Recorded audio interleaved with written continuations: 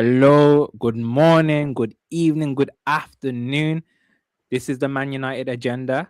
Again, we are back. You know what? It's becoming a common theme, a lot of stuff. We're showing our faces a lot, but obviously it's a magnitude of a day, huge day. So the whole panel's pretty much here. Obviously, no Column, but he's itching to get on. We will hear from Column at some point this week. But we are joined, obviously, Yaba, Mr. B, and Rebel once again because we've not seen Rebel for ages, and he liked it. So what is it? He liked it was so nice. He's back. He's back twice. That's the saying. So he's back in one day. Yaba, obviously, the big news: Ruben Amorim sacked. We covered it earlier on. I want to go around obviously to Mr. B as well, and get your thoughts. Obviously, you've heard from me. You've heard from Rebel. Your thoughts on Ruben Amorim sacking? First of all, I'm a Man United fan. I support Man United Football Club, and I want the best for Man United Football Club. Okay, now I think Amorim, I would have backed him for the end of the season because really he's only had since the summer. He came in November last year. I would have gone all the way to the end of the season with him, but I understand. I mean, it's been relentless. Other managers get sacked. You don't get this sort of news and updates every minute about it. It's been going on since morning. Sky Sports are having a field day with this. The whole world's having a field day with this. But I think fair play to Amorim. He's 40 years old. He's coming to a big job. And as he said yesterday, which is key for me, he said, I came here as a manager, not a head coach. And obviously in football these days, you've got all these sporting directors, all these roles going around the club. And, there's a bit of conflict there, clearly. And I think he sort of put the timer on the time bomb yesterday with his quotes. Happy to leave with £15 million. And people might say good riddance. I just say thanks for the good job. Thanks for the work. Thanks for putting the work in. Thanks for trying to do your best to do what you can. I don't think he came here to fail. Everyone's, all you've got is your reputation. I don't think he came here to fail. He tried his best to do things, but other factors got in the way, I believe. Lack of good players, distraction, not whatever's going on will all be revealed, I'm sure, about his relationship with Ineos and the sporting director and things like that. So I just want to say thanks, Ruben Amorim, for trying to get the best out of a bad bunch. When I look at the players, I think they're not top four. We haven't got enough players there to be a top four side or the squad. And so he done the best he could do. And if it wasn't good enough for Man United Football Club, we move on and we support the next manager. So it's a momentous day, like you said. And, I'm not emotional too much about it. It's done and dusted. We move on. That's all I can say about it for now. Mr. B, how are we? How are we feeling on this? I'm buzzing, bro. A day of mourning. I'm buzzing. I'm absolutely buzzing. I was drinking Jack Daniels at 11:37 today when I got home from work. So let's not get it twisted, yeah? I'm glad he's gone. The reason why he's gone isn't the result. The reason why he's gone is because he's opened his mouth and cost the board. He knew what he was doing when he said what he was doing. He came into that press conference, the lead press conference. He'd already had the argument with Wilcox. So he probably knew the writing was already on the wall. So yeah, he's gone out there on his shield. You know what I mean? He didn't bow down to pressure. He stuck with his formation, rightly or wrongly in the situation, but he stuck by his guns. And as a man, or as a woman, to be fair, the only thing you can do is stand up for your principles, and that's what he did. You know what I mean? So I don't knock him. I don't knock him for what he stood for, but the results have been shit. So I'm glad he's gone. And up Darren Fletcher, Rebel. We'll talk about Darren. We will talk about Darren, of course, the new interim in situ. Rebel, obviously, you joined me earlier. Thank you. Obviously, huge news. We kind of caught it as it was going. The days gone by. Reflection. Well, I didn't agree with everything that Ruben Amorim did at Manchester United Football Club. And ultimately, I didn't think he was the man to lead us forward and advance us to where we want to be. I don't think that Ineos and the Glazers have a sufficient plan to actually take us from 6th place into Champions League football. And if anything, I think they might have actually screwed our season. I have no belief in Darren Fletcher. I think he's a charlatan masquerading in a Premier League. He is a goldfish in the Atlantic Ocean. What are his credentials? What has he done? At least Michael Carrick has gone off and actually managed some places if we brought him in as an intern till the end of the season. At least Ole, despite his flaws and his lack of tactics, has managed in proper leagues. Darren Fletcher has done absolutely nothing apart from put out cones in training. And I think whether or not they wanted to fire Ruben Amorim and whether or not it's the right decision, I think they hadn't done enough. Now, if Darren Fletcher turns out to be only there for the game against Burnley and the cup game at the weekend, fair enough if they're appointing somebody else in the intern. But I do not think they have any idea what they're going to do until the end of the season. Because he's the interim rebel. But like I said, if it's a temporary thing where he's gone at the weekend after the cup game and they have somebody proper in until the end of the season, fair dinkum, no problems. It is what it is. It's what Chelsea are doing at the moment. They have the Cohen guy managing them against Pep Guardiola on Sunday. But reflecting on it, I think we've probably said multiple times over the last couple of weeks that he's been getting ratty, that he's been getting a bit short in his media conferences. But this is the one I want to throw out to the panel. We watched Cristiano Ronaldo speak out.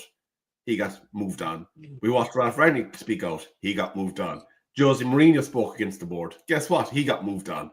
So it seems like any time that anybody even fairly criticizes the board, despite maybe their abilities, they deflect by removing that person. And at some point, shut your mouth.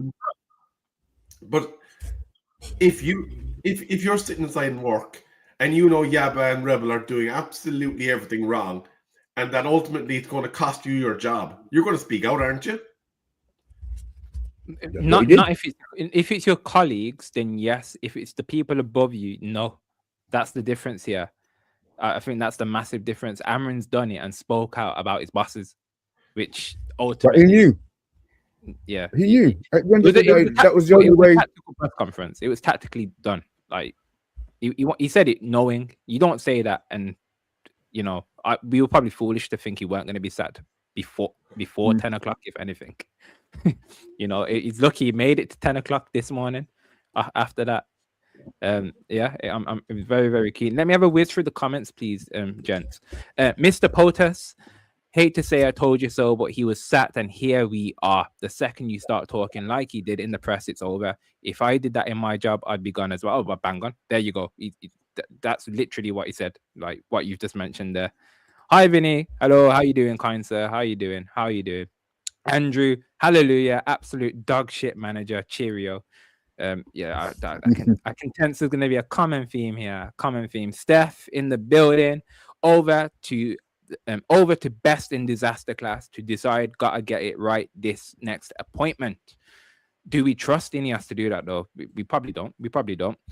How do we think Ruben is getting back to Portugal? My guess is on boring 747. Okay. Who else we got in here? Who else? Big up Matt.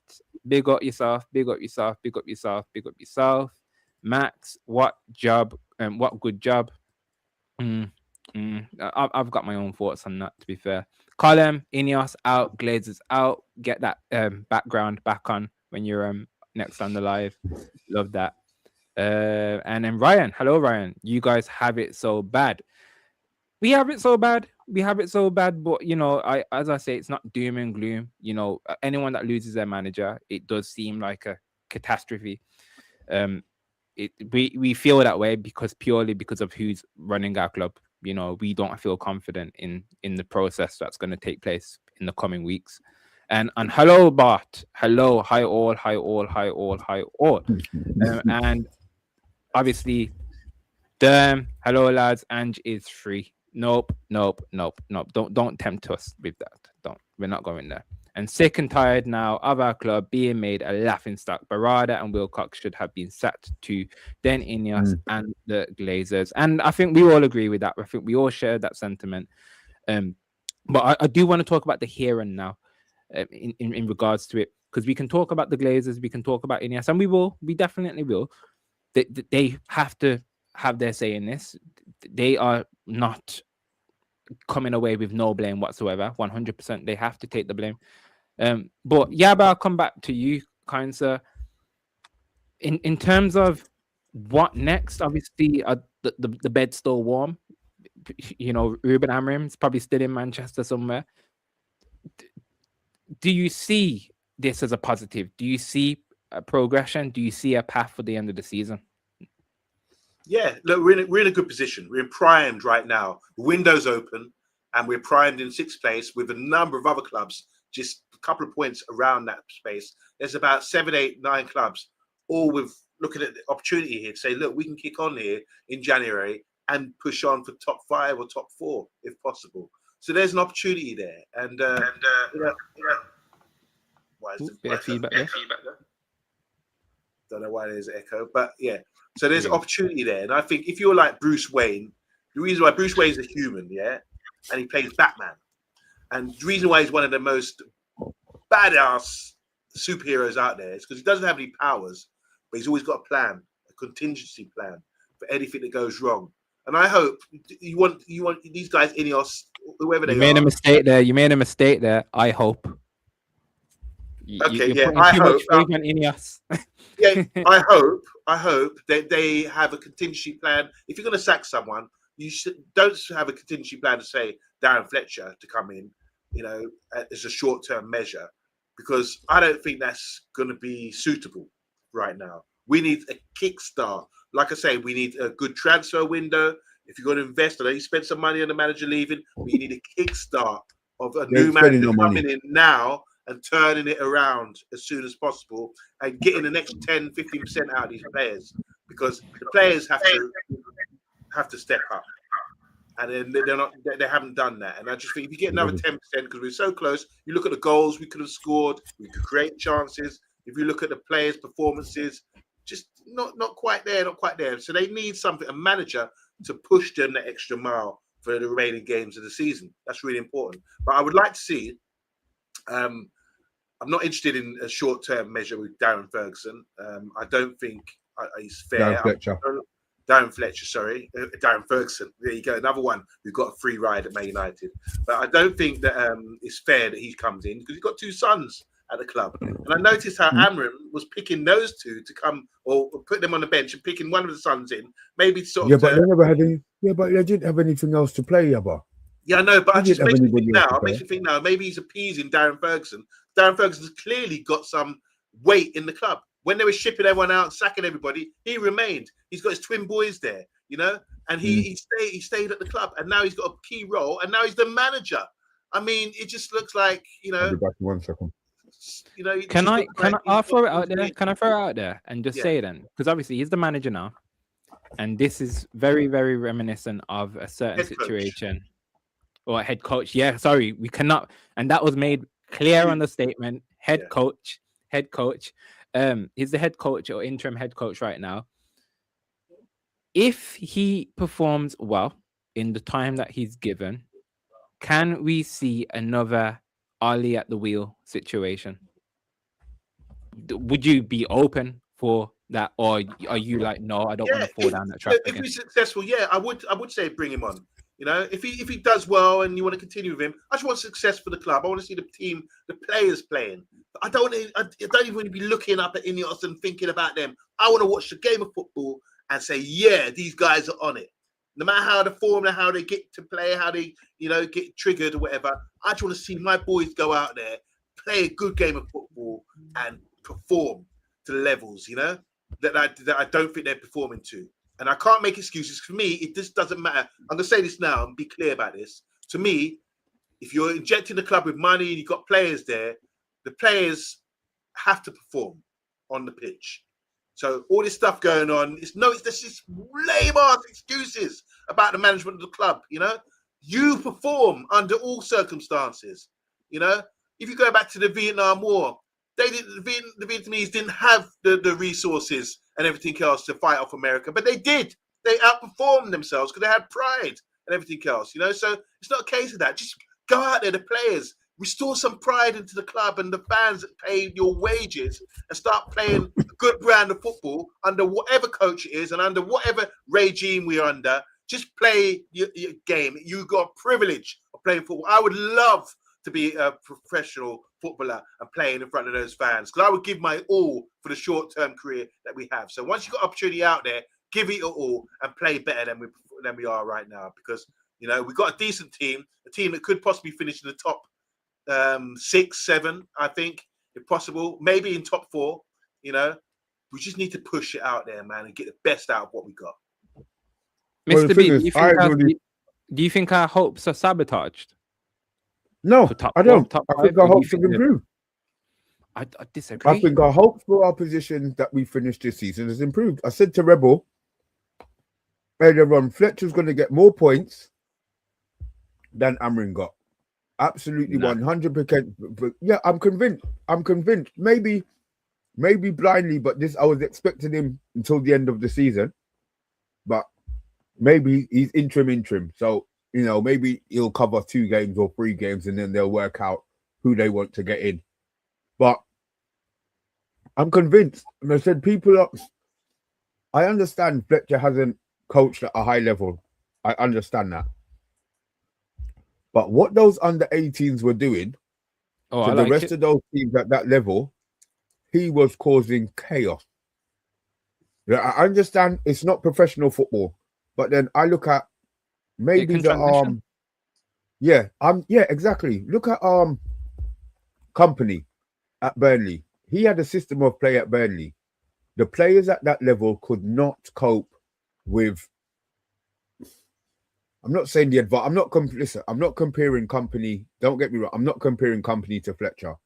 But what I'm saying is, once you have a system that works and you have better players playing in that system, then, you know, those players and the actual it improves. You can see the improvement. So I'm not throwing shade on Fletcher because what he's done for the under-18s. If he can replicate that with our players, I think he's going to surprise. I think he'll surprise a couple of you lot if he has the time. That's just my opinion. I get that. Rebel, what do you think, Fletcher? In terms of, I don't know if we all know the pedigree of Fletcher. Obviously, after this morning, I've spent a bit of the day looking at what he does and the style of play and whatnot. He's short term for now, but we need to prepare that it might be a long term thing. Do you think it's a positive? Do you think he gets more points with this like this bunch of players? No, quite frankly, I don't think he gets 10 points. Like, it was only 2 seasons ago we were asking what the fuck his role is in Manchester United Football Club, pardon the swear. Darren Fletcher is not a Premier League caliber manager. Vincent Kompany, when he took on his jobs, went down to the Championship, had managed Burnley, had come up to the Premier League with them, and then went to Bayern Munich. Darren Fletcher has not done his stripes. He's not done his time. There's absolutely no reason to be positive about a Darren Fletcher team. I think he's going to be tactically outclassed by every single manager in the Premier League. I think the fact that people think, as bad as Ruben Amorim was, that he's going to get 31 points for the rest of the season, absolutely no chance in hell. Ineos don't have a plan. The Glazers don't have a plan. Omar Barada doesn't have a plan if that plan is Darren Fletcher to the end of the season. There's absolutely nothing that points to it being a positive outlook for Manchester United Football Club. I think we're going to be looking at some incarnation of Ollie Ball where if he does get a win, it's by some fluky happenstance that has led to him getting those 3 points. Mm-hmm. As I said, 3 years ago, people were asking what qualifications he had for whatever role he was actually being brought in to do. I think it was an oversight for somebody, wasn't it? Some level. Like, the fact that if he's anything other than a 2-game temporary fix while they find an intern manager of some quality, I think you have to kind of look at Manchester United Football Club and say, Ineos and the Glazers have given up on this season. Fair enough. Fair enough. Fair enough. Hello, I just hello. got I've to not take seen fun out this the name oven. before. Yep. Temezgen Deliso. What a name. What a name. Temezgen Deliso. Apologies if I have butchered that name. No Ale or Thomas Tuchel is better for United. Also, make a plan for signing Lone Gallagher, Mateta, Federico Chiesa, and midfielder Carlos Baleba, Neves, Anderson, Adeyemi, Cancelo to United is a bit better for next. So you're not asking for much. You're not asking for much, to be fair. But no, fair enough. Fair enough. I understand your views there. I understand that. And hello. Aisha Zico. We should bring Poch in after the World Cup. He is the right guy for the job. We'll talk about kind of potential future candidates. I just want to touch upon one more thing, one more comment here as well. Osman Ishmael Fletcher formed a Man United FC. Fletcher formed at formed at Manchester United. Knows Fergie's type management. His twins were at City mates, and he took them here and wants our facilities improved. Yeah. So again, I've been seeing a few of the videos naturally going around today of Fletcher talking about his tactics, and he talks about the Manchester way, the Manchester DNA, quick attacking football. He does play a fullback. He plays a free midfield. He plays traditional wingers, and he plays with a number 9 up front. That is music to our ears. That is exactly what we've wanted.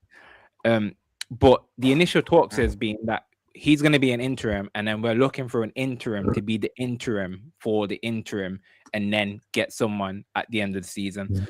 I don't like this. That because that's far fetched. That is Ineos. That is typical Ineos, getting an interim in for the interim to get. Yeah, but what they've done, listen, you see what you have. They didn't know they were going to sack him. So what they've done, the next best solution is somebody inside the club. It then gives them 2 weeks to work out if they can find something. I mean, interim is going to have to be somebody out of work for a start. So that's where people need to be looking at. If not, and he does well if he's there for 4 games and he wins the 4 games, or he performs in the 4 games, although Arsenal and Man City are in those 4, then maybe it takes the pressure off them and they don't have to rush. And maybe he does stay interim until the end of the season. The fact that they're looking for an interim means that, Rebel, you're happy in regards to that. They're not looking to keep Fletcher on. They're just looking to cover a gap and go. Me, on the other hand, I'm thinking keep Fletcher. He's going to get those players knowing what they're supposed to be doing. And I said, under 18s, they were causing chaos with the results, man. They were battering everybody. So that's down to his style of play.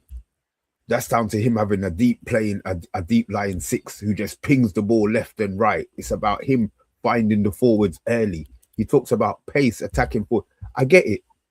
There's going to be a lot of people like Owen saying no, Mr. B. He'll need to bring up that player, won't he? What's his name? Is it White? Yeah, you talk about He's the only one in the whole club. But guess what? He's probably not ready. He's probably not ready to be moved up. Let's not get it twisted.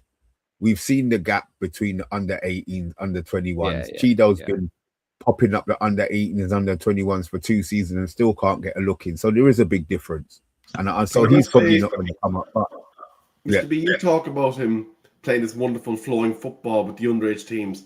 There's a big difference between the egos of those players who are trying to learn their trade and the egos of some of the charlatans masquerading as players in our senior squad. They have failed multiple players, and I think if we roll the dice and gambling Darren Fletcher to the end of the season, those players will not respond to him. And you're looking. I don't think it's going to be till the rest of the season. I don't think he goes till the end of the season. I would love it. To be fair, go till the end of the season. Keep Fletcher in. He's a Fergie, man. I love that all day. Will you accept what would you do? Yeah, but what would you do in terms of, would you get an interim for the interim, or would you just keep Fletcher to the end and see it through? At the moment, I think you've got to give Fletcher the Burnley game, all right, and assess it after that. What we've seen with Rude, with Michael Carrick recently, the interims are just like short term. the interims are in this case it's an interim for Amorim. That's what the thumbnail should have said. By the way, thanks for that. Too late. But yeah, I just feel that you got to give him the Burnley game. I agree with Mr. B. We've got some Man City, Arsenal after that. Give him those games, because then there's no pressure, is there? They can say, well, we didn't have a proper manager for that game if we lose. If we win, then he's got an opportunity. Do you understand what I'm saying? So I think we should just keep him to the end of the month. And I don't know what's going on behind the scenes. Like I said about the Batman analogy, there needs to be a contingency plan in place. If there is one, good. If there isn't one, well, shame on you, because you should have been considering this and have a backup plan for every kind of circumstance going forward. So that will tell you a lot about where we're in your at. If you look at Nice, they've had so many managers going in and out that club. I don't want to end up like that, being a short-term job place for management at our club. We need someone established to come in and do a good job. Can I just throw out a couple of names? Liam Rossini, who's going to Chelsea possibly.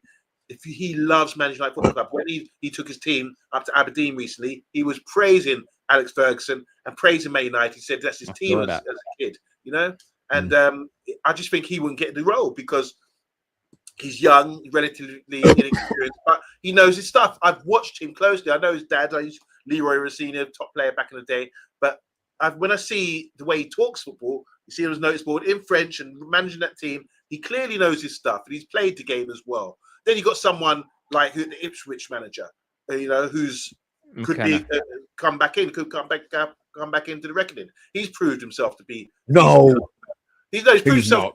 He brought Ipswich up, playing a good brand of football from the first division up until the Championship, no hesitation, straight up to the Premier League. You cannot dispute that's really good. Let's get through to the manager again. And still play players that he had in the first division in the Premier League, even though they got relegated. So he's got something about him. He needs to be in consideration as well. And on top of that, he knows our football club.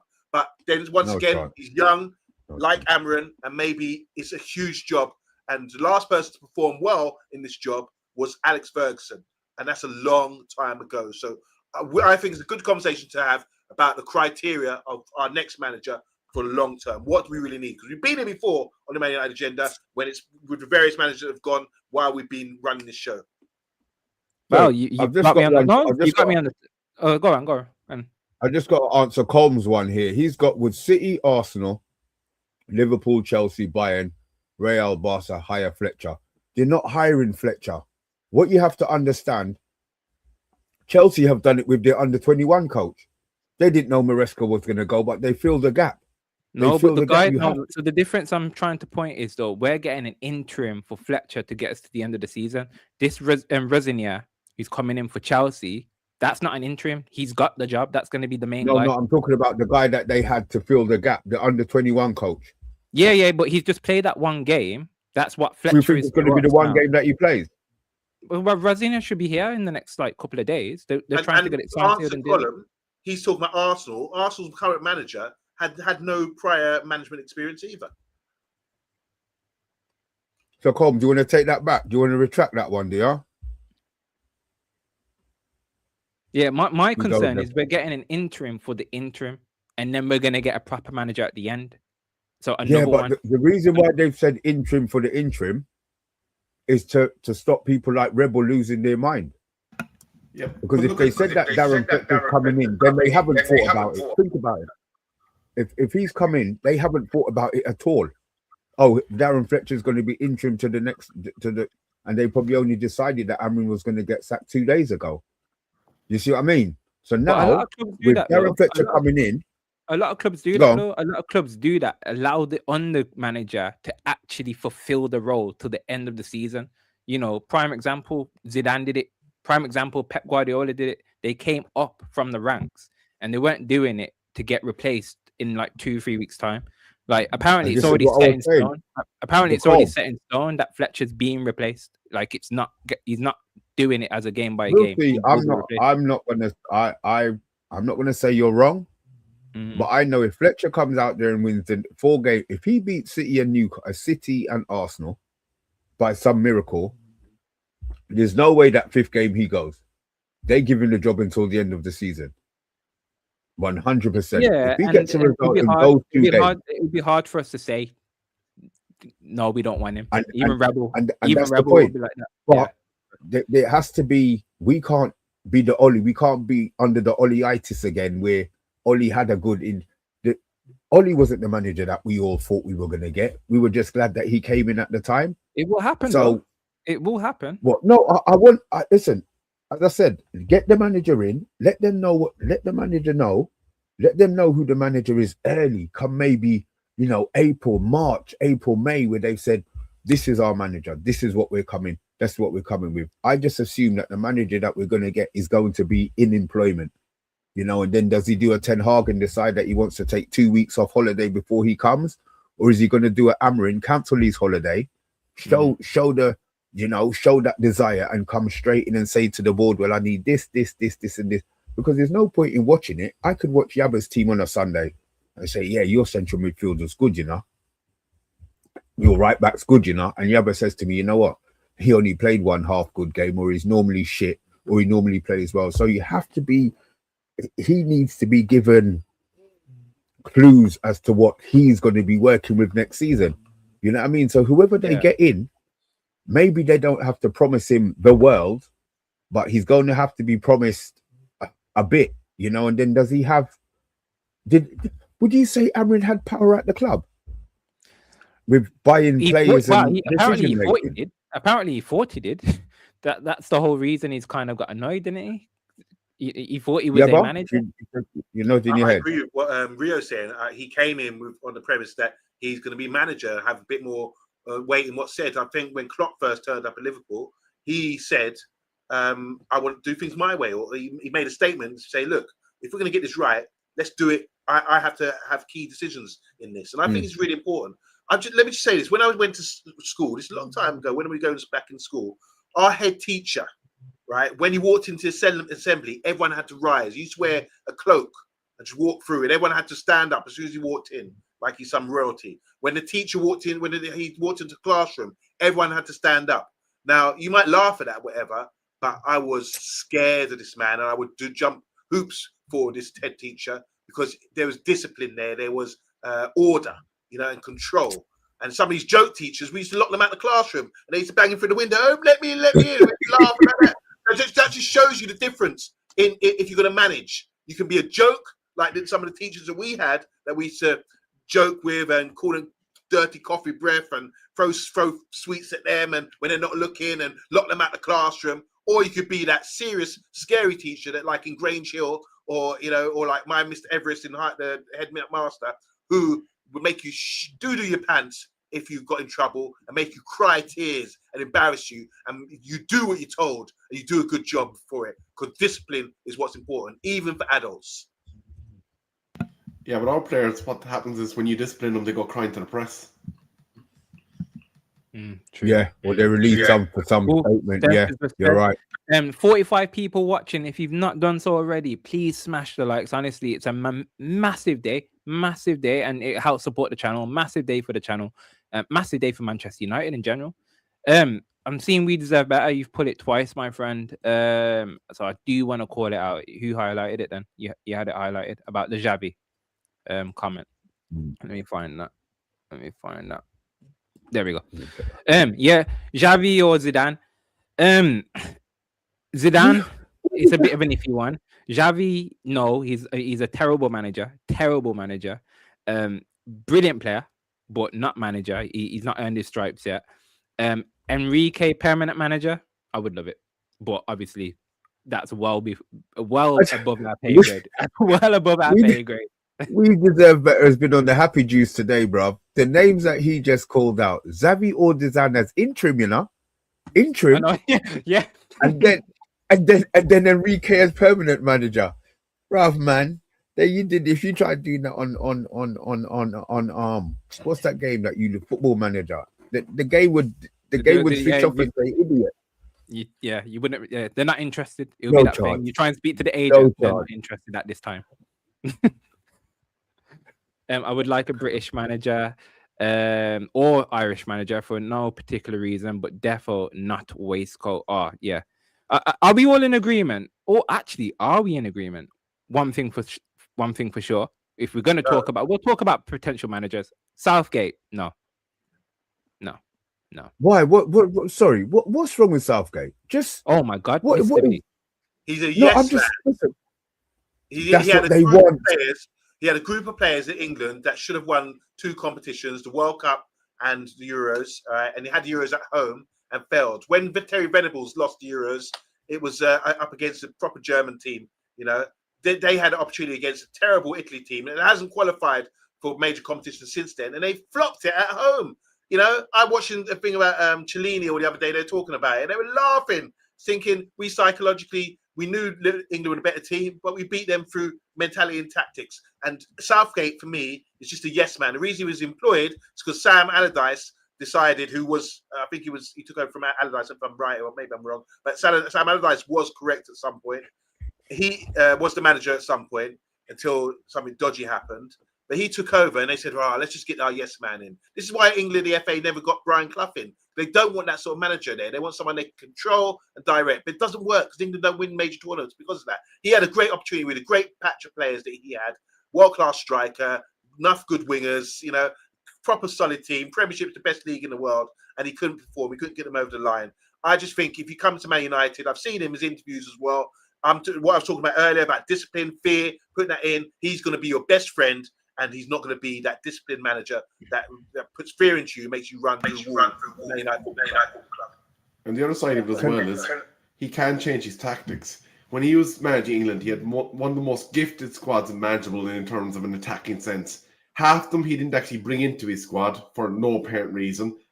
And regardless of whether he was playing one of the top nations that could hurt you offensively or whether he was playing Liechtenstein, he still played the same dour, negative crud football. And it's one thing to play crud football when you're getting results. It's another thing entirely when you're 14th, 15th in the league. And that's what Southgate... I do not believe Southgate has any redeemable factors about him whatsoever. Amorim wasn't a good manager, and I'm so happy he's gone. Giggs should be the next United manager. Oh, controversial there. It's not happening, but yeah. Wow. Look, I wasn't a Southgate in. I just wanted to know why I would. I think you unnerved a few things by just asking the question. Yeah, I did. You went. I saw your face. I saw Yabba's face. I saw Rebels. No, I was just saying. He calmed down England. Do you know what I mean? England were. You know, I just wanted to put. I just wanted to put out my choice. But that's what we thought we had. You know. So okay. Next question is kind of the type of manager we want now, because obviously we've tried all kinds of candies, sweets. He's gonna have to be a my boy. We've tried them all now. He's gonna have to be a my boy for the club. We've had an Amorim, we've had a Ten Hag, we've had a Jose, we've had an Ali, we've had a Ranić, technically, yes. Van Gaal, if I've said him already, Moyes. What do we need? Like, what's the profile of manager that we need right now? Because it's getting annoying now. Do we need a piece of everyone? Like, I don't know anymore. Let me just respond to you there. I just think, like, you know, sometimes where the perfect footballer, best left foot, best right foot, best brain, best heading ability, best shooting. These are this criteria we need for best manager for Man United, not just for any club, for Man United Football Club. The most important thing for me is, does the manager have to be ruthless, as in speak out? Because, like you said earlier, the ones that have spoken out against the establishment before have been given the boot. You know, I don't think so anymore. So I think that's important. I don't think. First of all, you need to be experienced. All right, and then you need to have that X factor where you can get the best out of players. I want to see a manager that's played lower leagues and performed above his weight and punched above his weight, as in he's got a lesser amount of players and made them perform at a higher level. That to me suggests, you got something about you, you know. And can you think of anyone like that? You know, can you? You know the one person. You can't say Amorim was that guy. You can't say Ten Hag was that guy. The one person that comes to mind, Unai Emery. I think I like everything about him right now, in terms of, and we deserve better. If you're still here, you've been saying it for a while now, and it's kind of dawned on me. So fair play, big up yourself in terms What's of. happened when he's at big clubs, Rio? He says PSG, Arsenal. He says he says, what does he say? In terms of Amorim, and you know the press conferences, and he's being petulant, and he comes out and speaks out. We're Manchester United. We're an establishment. We should have a manager that can conduct himself in all the right manners, in press conferences, with the players, when it comes to the board. We don't need to be hearing all this drama, and I'm sick of the drama. I don't want drama anymore. And I think We Deserve Better has been calling out on that. And I think I want someone where we're not talking about formations every bloody week. I want someone that's a shrewd, cold. We know what he's doing. And Emery gives me that right now. I think Emery, we're not going to get Emery, obviously, but someone like we're that. saying, yeah, he's got meets criteria. You talk about job specification, and he's good. Can we just point out that when Eric Ten Hag came to us, he came with a lot of pomp, a lot of gusto behind him. He has been identified by multiple big teams as being the next potential big manager. Ruben Amorim was the same. There was a lot of wind in his sails, and he was being seen as replacement for Pep, replacement for whoever at Real Madrid. There was a lot of big clubs after him. So we've obviously got in high potential managers, and it looks like at the moment Manchester United is the club where careers go to die, because we have failed players and we have failed managers. But the question is, when you look at those that have succeeded at Manchester United Football Club, we haven't won a league since Fergie. David Moyes was seen as one of the top managers in the Premier League at the time that he joined Manchester United. The job was too big for him. Then we got in Louis van Gaal, who had high success wherever he went, won a FA Cup, and he was gone. Jose Mourinho, serial winner, won his couple of trophies, was gone. So when you look at Manchester United and you look at the top tier of managers, the managers that most fans would be getting excited about, they're going to look at Project Manchester United as it stands, and they're probably thinking, why would I go there? Why would I potentially risk suffering the same fate as Ruben Amorim, as Eric Ten Hag, and have my career stagnate because the club hasn't identified all its problems? Because we're United. We that law of coming to United will always be there. I get what you mean. You're absolutely right. I think the board have let down the managers time and time and time again. But there will always be that manager. And it's annoyingly, that manager is going to be a younger manager, which it's going to be the manager that's going to be like, oh, I'll try it. I'll be the one to turn Manchester United around. It's not going to be the older one, which I'm probably looking for, someone that's a little bit more shrewd, that fits the establishment. Where Manchester United fit the establishment. We're not going to get a Sir Alex Ferguson again. No. But he would not have any of. If you're a manager, is it an attractive job as it used to be? Yeah. Okay, Even not with as it used to be. Not as it used to be, but it still is. Okay. It still is. Yeah. It's still. What do you disagree, or do you I think want to put out the question. I'm curious what you thought about that. I'm not sure. I want to throw something into that debate because I think it's an interesting question that Yabba asks. When Jurgen Klopp was being interviewed prior to him joining Liverpool, he came into Manchester United Football Club and he talked to the executives, he talked to the owners, and he realised the place was a basket case. So these intelligent, shrewd managers, they may take the interviews, but unless they are happy that the environment kind of gives them a fighting chance, they're going to run.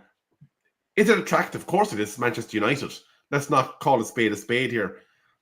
But Klopp and people of his ilk, they're going to look at all the other demographics within that club and they're going to say, okay, am I going into a poker hand with 2-2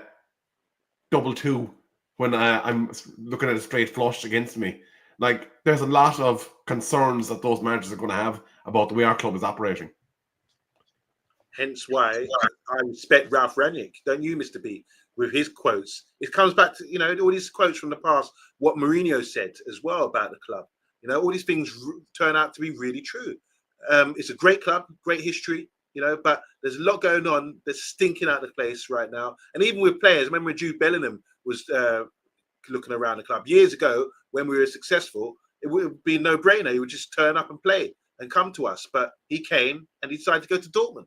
I mean, that speaks volumes about the state of our club and why things are so bad at the moment. So any potential manager would be sizing up and saying to himself, okay, big club, but there's a huge but. And I think in the football circles, they would be saying, that job is cursed. You don't really want to take that job. It's going to ruin you. Look at the past. Like Rebel said, look at Ten Hag. I mean, he was flying. He was the main guy. No one complained when we got him in. Same with Ruben Amorim. Everyone was talking, oh, he's going to go to Liverpool. You know, no one complained. He was the next hot shot. But he's been ruined in a way. His stock's gone down because he's been at Man United and wasn't able to, you know, carry that load that comes with it. So whoever comes in next, the criteria for you, I don't envy you because it's a huge job, not just because of the club, but because of the issues that still remain at the club that seem to be destroying all the managers that have come since Fergie and with Fergie as well when he was there, because there was a lot of things going on behind the scenes when Fergie was there once the Glazers came in. You remember, it was Fergie that brought the Glazers under his rule. The Glazers came in at that time, you know, and he soon left and left the mess for us. So I'm really interested to see who the next big manager is and why he would take the job. And I'm really also interested to hear what Darren Ferguson has got to say tomorrow at 5 o'clock in his press conference. Fletcher. Whether he's going to bury a certain man or is he going to be the establishment man? I'll soon find out. I think the next manager that comes in, because we're in a catch-22 here, it's like, don't go too young because that manager will take the job but then speak out. Go too old, they will just come for the interview and then see what's on the table and go sod that. I think the next manager probably needs to be an older manager that's at a lesser club that wants to take the next step up, is willing to put their toe in the bath, but is wise enough to see what's ahead. So, you know, someone like a Glasner, for example, which I'm not fond of the style of play, but he probably fits that demographic in terms of he's old enough to take the next step up and move away from Palace. Or Mr. B, he's free. Sorry, he's free. That's what the club want. Glasner ended Glasner. Manager, yeah, that's perfect for them. He ain't gonna cost them no money. You know what I mean? He's already in the Premier League. I wouldn't mind Glasner, but one, Crystal Palace ain't nowhere near us. And two, he plays free. You know, if he played a 4, then I think that there may be something. There's no way they can bet a manager, even if he says, oh, he's flexible. He plays a 3, but he's flexible. No. You play 4. I want to hear 4. Yeah. And then flexible. I don't want to hear it the other way around. You know what I mean? 4 and flexible is good. When you hear, oh, I'm free at the back, I'm flexible. His system's not even the same as ours. Crystal Palace sitting and wait for teams and catch them on the counter-attack. You think we can counter-attack at our club? Yeah. No, I don't want him. I don't want him. I just meant the profile. So like even like a Marco Silva at Fulham, for example, you know, someone like that, Areola at Bournemouth. Like someone like I wouldn't mind Areola. He's worked wonders with you know, he's had injuries every, you know, the 2 seasons he's been there and he's done well, but here's the thing with Glasgow, though. Look at his midfield. Look at the players that he has at his disposal at Crystal Palace, and look at our players and whether or not they could actually play a system. They couldn't play Ruben Amorim's, they couldn't play Eric Ten Hag's, and they couldn't play our former intern manager Ralphie Ranieri's system. So there's no reason to believe that they can play Glasner's system either. What Manchester United probably need, like, is someone of the ilk of Carlo Ancelotti, who has maybe a season or 2 left in his career, and sorry, why even Ancelotti's nearly dead? I'm sorry, no, there's no future in Ancelotti.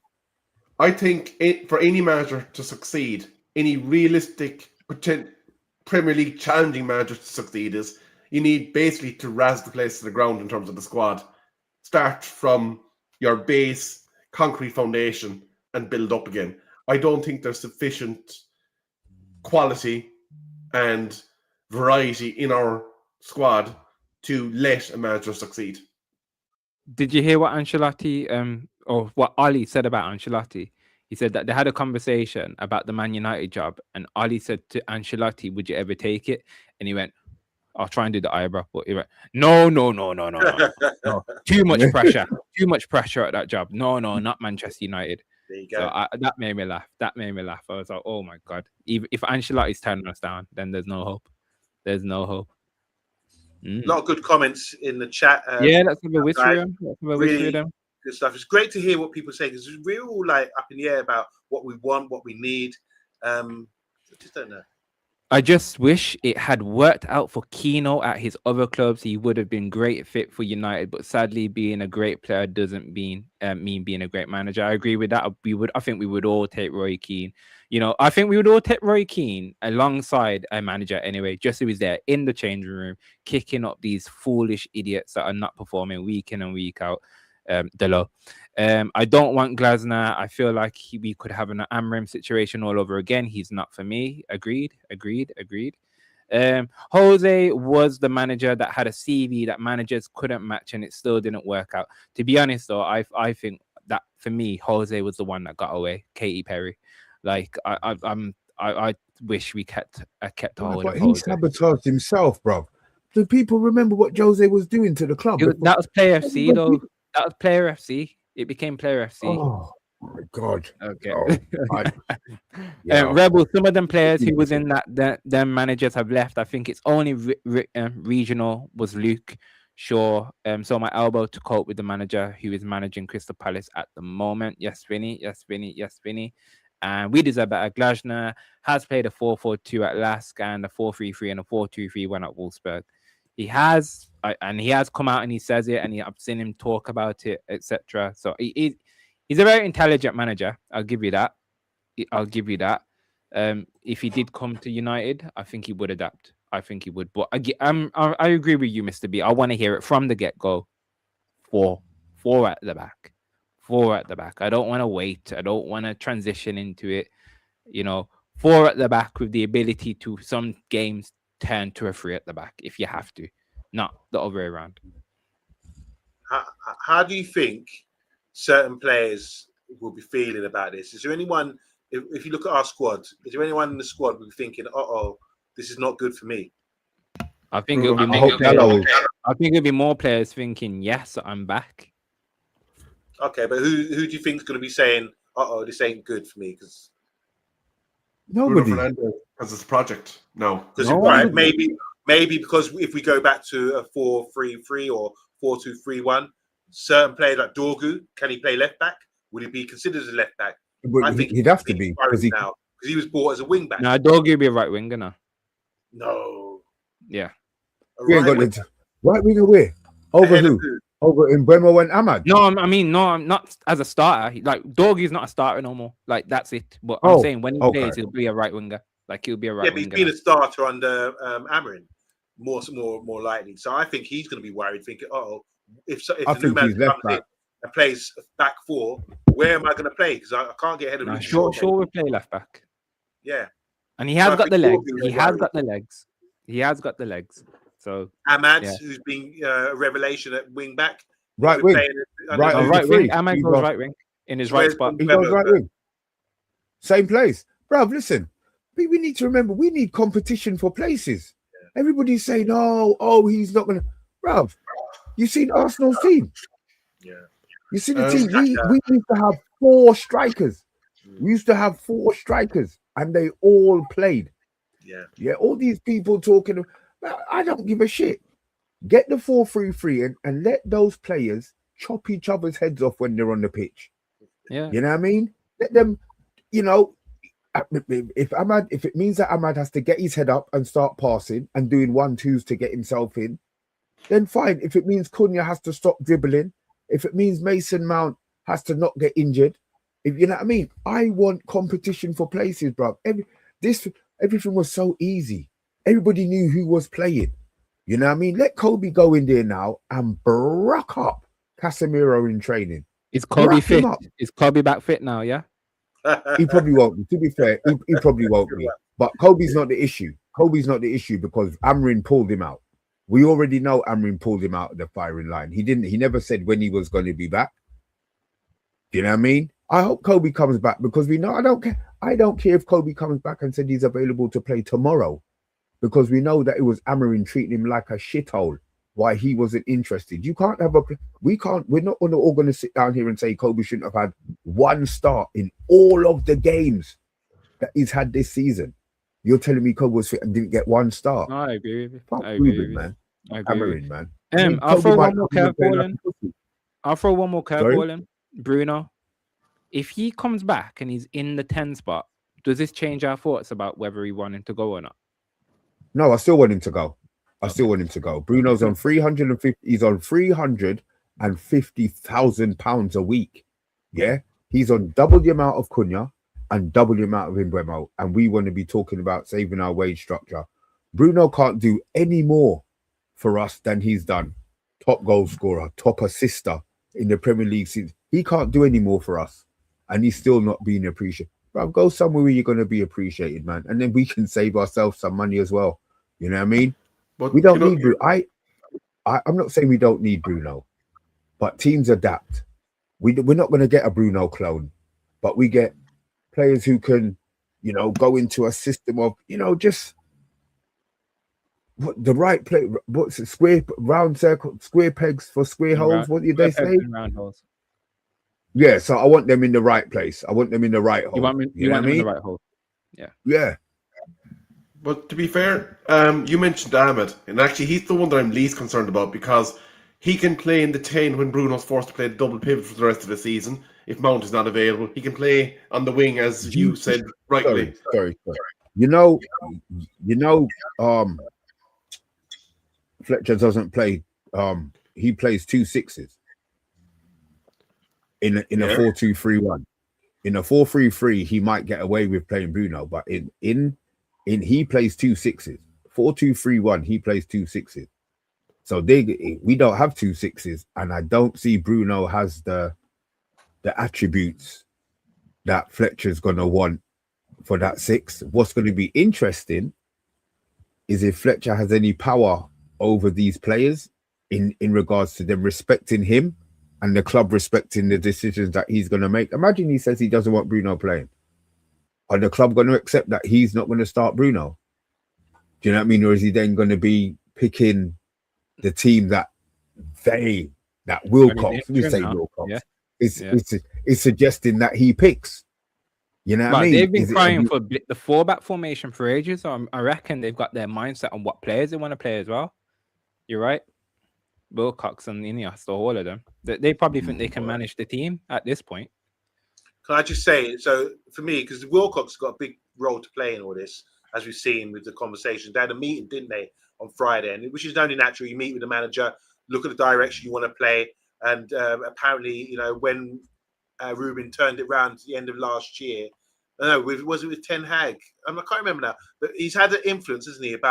He's got a lot of power at the club as well, and this is a guy who lacks the experience at the top level. But a sporting director, I was looking at it today, sporting directors are responsible for shaping the club's football philosophy, balancing short-term performance with long-term planning. So balancing short-term performance with long-term planning. This makes sense. I'm getting this. This involves aligning recruitment, player development, and first-team goals with the broader vision of the club. That's a definition of what a sporting director does. And it does make sense. But it does kind of conflict, I think, when he's talking about the first-team goals and that kind of thing.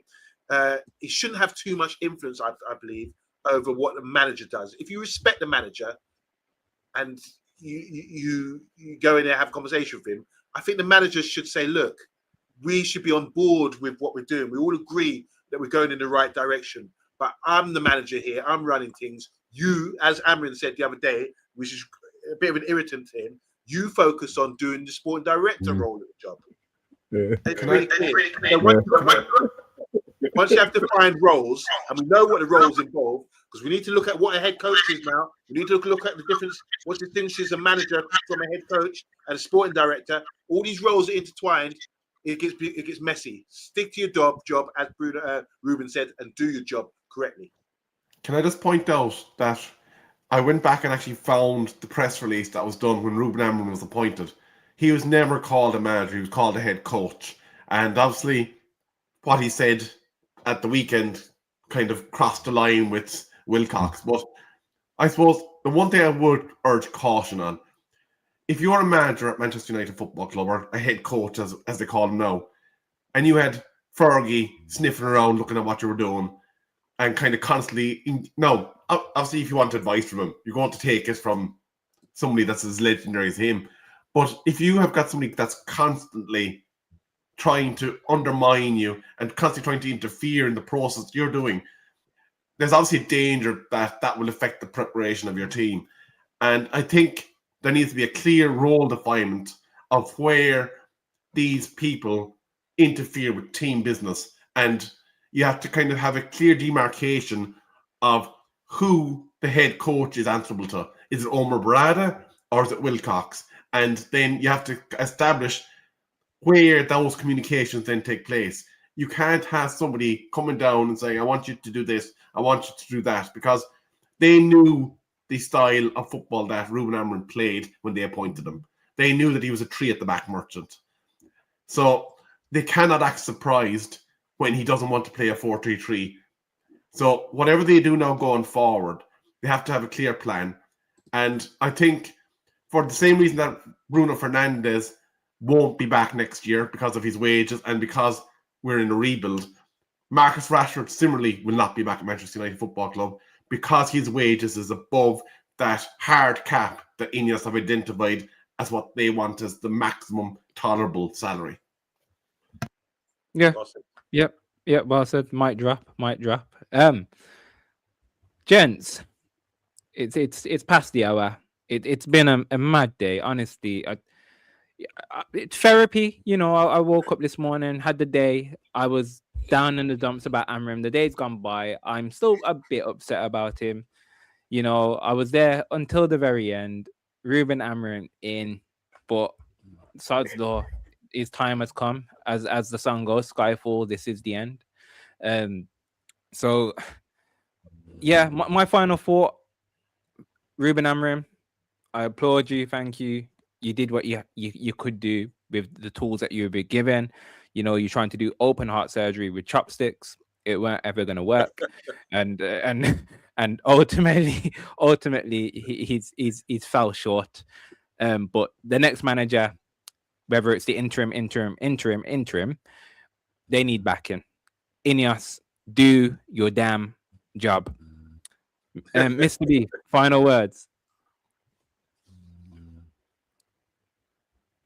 Have a good one. Oh God, you're going to bed happy. You are happy. Rebel, final words. I don't believe that Ineos are going to spend any money in January, unfortunately. And unless they have a solid plan for how to navigate the rest of the season, to quote AC/DC, we could be on the highway to hell. Oh gosh, there we go. Another song quote. I like it. Yaba, come on. Final word. Can you give us a song quote? Come on, to end us. Guys. In the words of the famous Billy Ocean, when the going gets tough, the tough get going. And it's a shame that we have to go through this. Is it a downer? Is it upper? What we don't know what lies in the future for Man United Football Club. One thing we do know is that we will be here going towards 5K subscribers on the Man United agenda. This is big for the channel, big for everyone, all the supporters. Let's hope that we follow Man United agenda and Man United Football Club on this journey to the end of the season and see how it pans out. Big up Rio, big up Mr. B, and big up Rebel. Welcome back, Rebel. It's nice to see you back in town. Thank you. We will be back. We're back constantly. You know, we've got the preview tomorrow, the Burnley preview. Hopefully, we will get some Darren Fletcher comments out and about, so we'll be able to discuss those in the flesh and see what the plans are. But yes, people, if you've not done so already, smash the likes. Thank you as always.